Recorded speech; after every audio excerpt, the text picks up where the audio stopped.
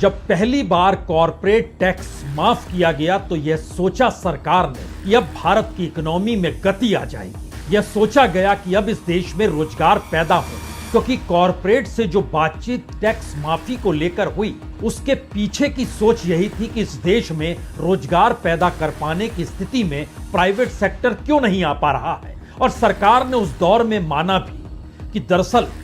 PSU के जरिए यानी इस देश में सरकार नौकरी की जिम्मेदारी नहीं ले सकती और वह चाहती है कि प्राइवेट सेक्टर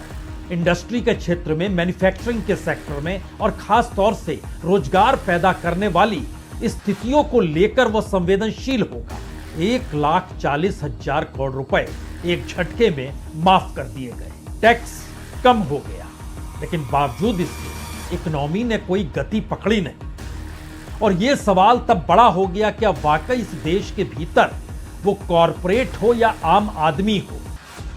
ऐसी स्थिति किसी की नहीं बची है जहां पर उसे अगर पैसा कुछ दे दिया जाए तो वो पैसा बाजार में खर्च करने निकल पड़ेगा।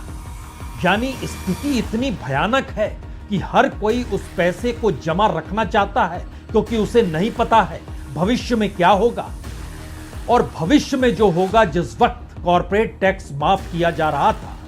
उस वक्त शायद कॉरपोरेट ने भी नहीं सोचा था कि जिन रास्तों से वो अपने नेटवर्थ को बढ़ाते हैं, संकट वहां भी 2, 3, 4, 5 सालों में मंडराने लगेगा। तो आज जब आप भारत की इकोनॉमी के मद्देनजर इस देश में नीति आयोग के पोस्टर देखते हैं और वो लगातार बतलाता है कि भारत की इकोनॉमिक ग्रोथ कितनी शानदार है, इस देश के कैबिनेट मिनिस्टर्स घूम घूम कर जब ये बताते हैं कि हम तीसरी बड़ी इकोनॉमी होने जा रहे हैं, तो उसके पीछे का सच है क्या? उसके पीछे का सच क्या वाकई इस देश में अब कोई रोजगार पैदा ना कर पाने की स्थितियां हैं? उसके पीछे का सच क्या इस देश में मैन्युफैक्चरिंग सेक्टर का कहीं ज्यादा और डूबना है?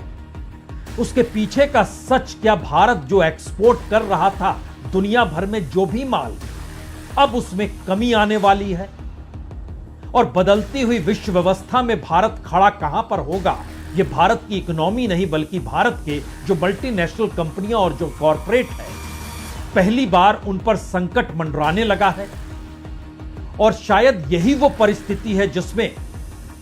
एशियन मार्केट के बीच भी अगर ध्यान दीजिएगा तो इंडोनेशियन रुपया के बाद भारत की ही करेंसी है जो डॉलर के मुकाबले सबसे नीचे गई है। और यही वो परिस्थिति बतलाती है कि भारत ने डॉलर बेच बेच कर कैसे